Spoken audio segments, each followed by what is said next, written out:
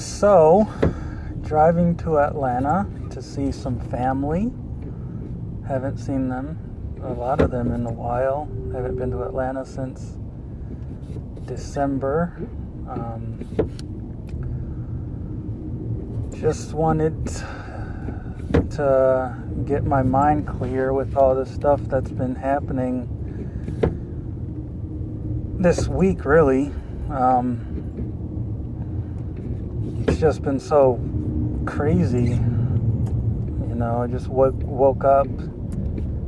Actually, I heard about it last night before I went to sleep, but I woke up and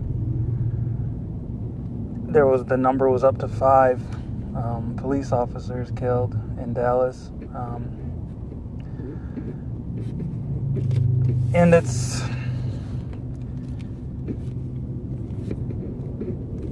so interesting I had a feeling going into the summer that this summer would be pretty crazy. I mean, it's always, that's what Do the Right Thing was based off of, was that it was the hottest day of the summer. People's emotions are high, people's tempers are short. It's what happens in the summer. The days are long. Every problem you have becomes exacerbated by the weather that's annoying you. So I knew this summer was going to be high tension and high murders and everything. But I don't know. I follow a lot of, on Twitter, pretty much on all my social media, I follow a lot of people with a lot of different perspectives. So the interesting thing for me to see is the evolution of what you call social justice warriors and, Black Lives Matter, kind of. I mean, they're kind of social justice warriors. But this whole notion that Black people are under in every way possible, and there's people that are privileged and they're white. And I don't think people realize how embedded that thought is in everything, and media, and big media outlets are complicit in the idea that we need to feel sorry for Black people. And I'll explain why that's what the issue is. There's a lot of the people I followed on Twitter were, trying to distance themselves from the shooting. Like the DeRay McKessons, the Sean Kings, some black girl. They're all just, we're for, Black Lives Matter was all founded. Its foundations are watch the police, we don't trust the police, we hate the police. Clearly, with that mentality and with the mentality that society has been fueling, that by default, if you have white skin, you are privileged and therefore you're an antagonist in the struggle for equality. That's obviously going to be taken the wrong way, or, I don't know if it's wrong or not, but it's going to be taken to, hey, let's stand up to these black guys that are getting killed by police by showing that we're not going to take it anymore. Of course, there are slow, long, boring ways of doing things, and there are quick, message-sending ways of doing things. And you can't really send a message much clearer than eye for an eye. There was even a Twitter person that's all for black rights and everything that said eye for an eye. And then she quickly recanted and said, "Oh, I edited that. I didn't really mean that. I've been watching this for about 3 years. That's been the sentiment, is without saying it, it's been, we need to fight back, and the issue is, how else do you fight back without just going in your communities, helping your community, staying after school, all this slowly simmering stuff doesn't translate that well in the internet culture and Twitter and Instagram and all this quick bit stuff to make news, to make you feel like you're doing something. So what else can you really do besides kill police officers? And I think it's kind of dishonest that the Black Lives Matter people don't act like they understand why these two things can be so easily discerned, that people would think that Black Lives Matter did this,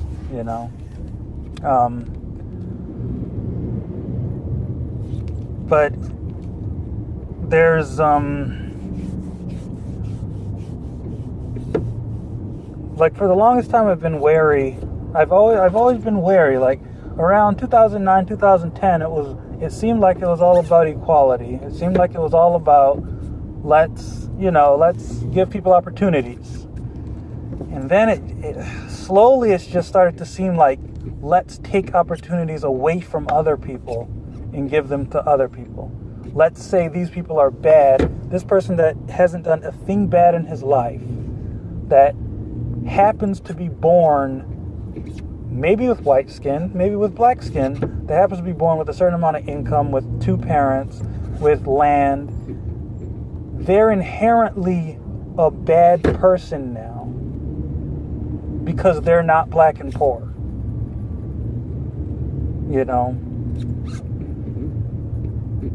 That sentiment, I always knew it was going to brew into hatred, and it was going to brew into the idea that they're not worthy of civility and they're not a person too.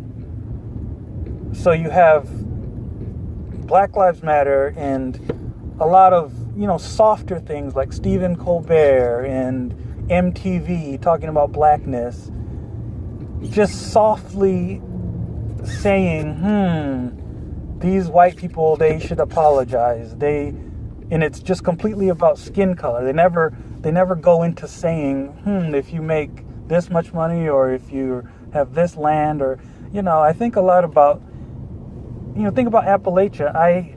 I spent some time in West Virginia for my job in 2014, and those people are struggling. There's drug problems, there's poverty, there's a whole culture going on that is such a problem when you just say white.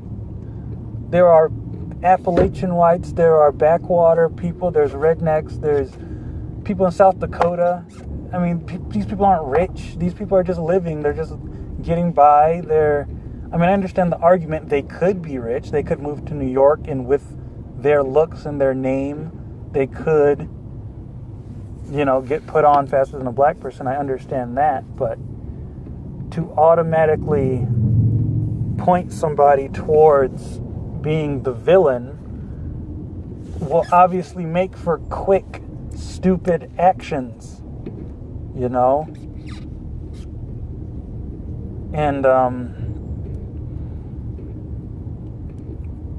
so it's just not a smart way to do things. It grabs attention, it makes things simple, makes things real simple. We're not allowed to be nuanced anymore. It's either do Black Lives Matter or do all lives matter. What are you talking about? That's a weird question. I said this to a friend before, if I'm Donald Trump's son, I run a business, I do all this other stuff, I honestly have my own life to worry about. I mean, it seems ridiculous, but you have to wake up every day, you have to feed yourself, you have to be happy, you have to get to a point where you're happy, you have to do what you can with your platform.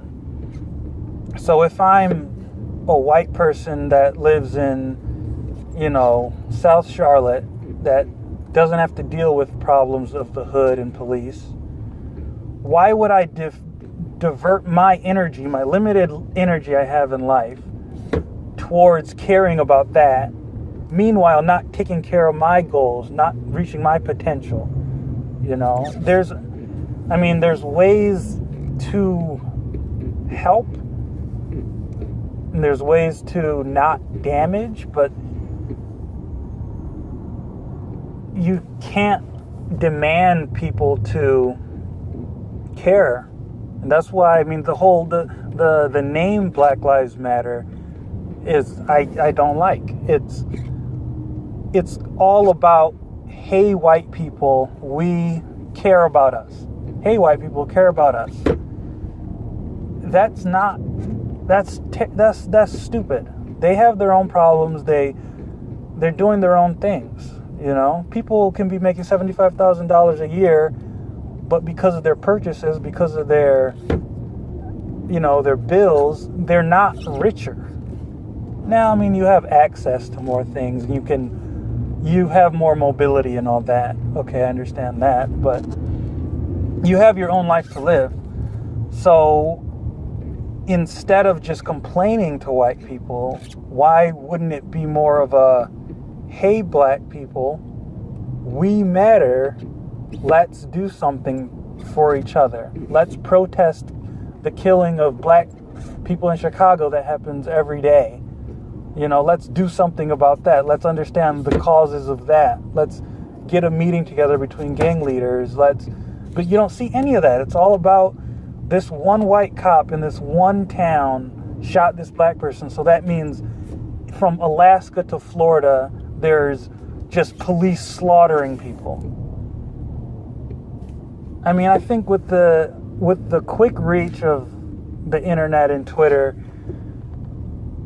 these tiny issues get magnified so much. Every instance of racism, every instance of sexism is magnified and made to seem that it's happening all over the country. It's just an epidemic, when just go outside. The streets are so quiet. The streets are so normal. Everybody's just trying to get by. Everybody's trying to just live and be happy and be cordial with each other, But you don't see that. Those aren't viral videos. That's boring. You go to the internet kind of for entertainment, to be honest. What's popping today? What's crazy today? What's the story? What's the buzz? Because the internet's kind of an escape from reality. It's not really real. It's so far away. But,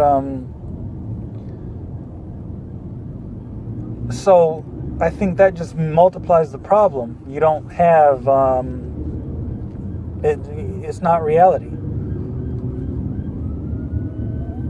Now, I do think, I don't hate Black Lives Matter. I just kind of hate the results. I hate the whole it really pissed me off this morning. The whole attitude is always been F the police. That's really what their attitude has been since day one. And the minute somebody does something about it, they back off of it. That's garbage. That's garbage. It's ridiculous, but that's what marginalizing people does. And that's what, I understand black people can't be racist, but that's what black people being racist does. That's ridiculous.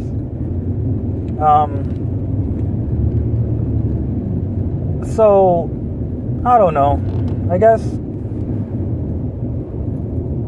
I don't know. That's what,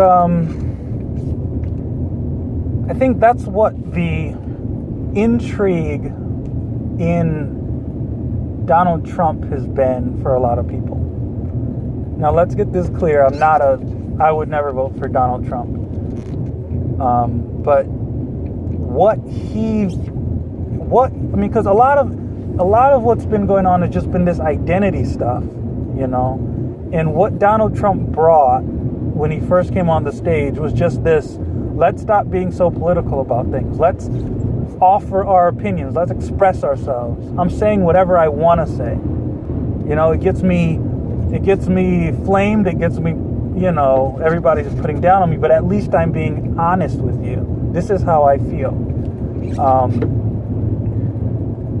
And I think the reason he's popular, the secret reason he's popular, is because people just simply want to express themselves. White people don't want to feel guilty about everything. Black people don't want to feel like everybody should feel sorry for them all the time. That's a garbage way to live. You know? People just want to be able to express themselves and have, you know, I mean, he goes on the jobs thing and the national identity thing. I mean, people just want to feel like they're part of something. People just want to live and be able to be themselves without being prejudged. And that's ironically what the liberals have become. They've become very racist and very prejudiced in combat of just that. So they become what they hate, which is so strange.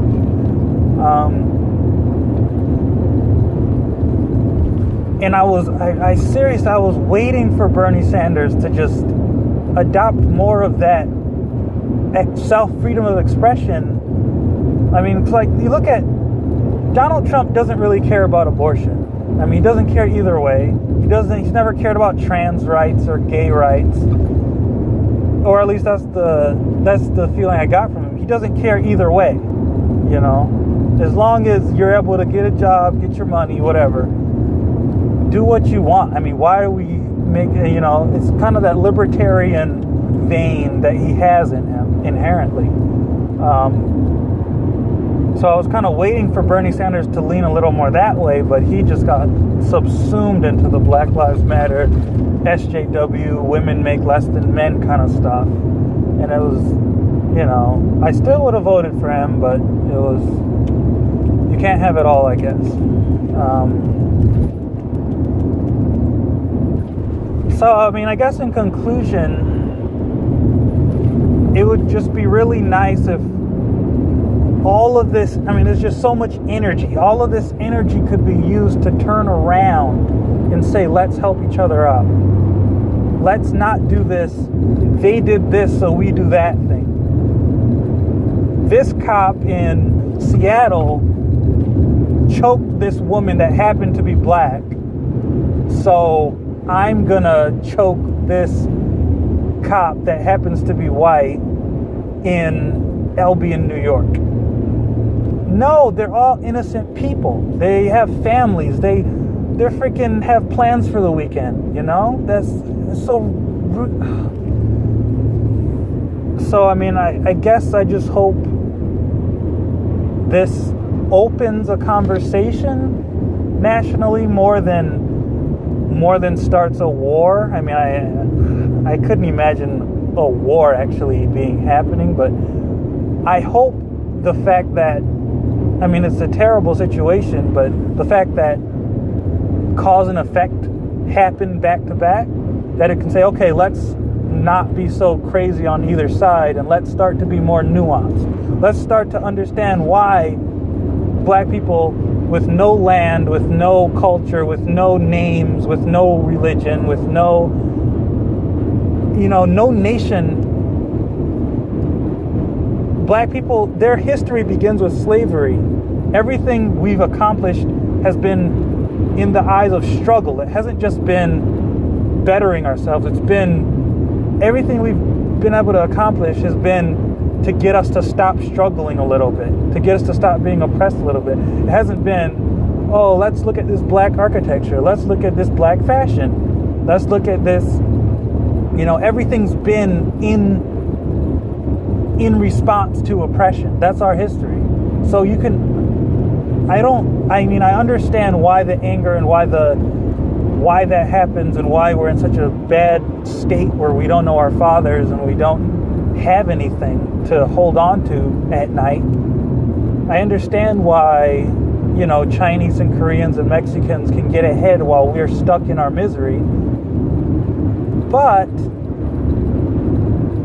we just have to let cooler heads prevail and learn to take things slowly and build slowly. I don't know. It's a hard ask, but that's the only way it can happen. That's the only way it can happen, and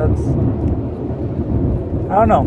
Hopefully, these events start a better conversation, but it's just a terrible situation overall.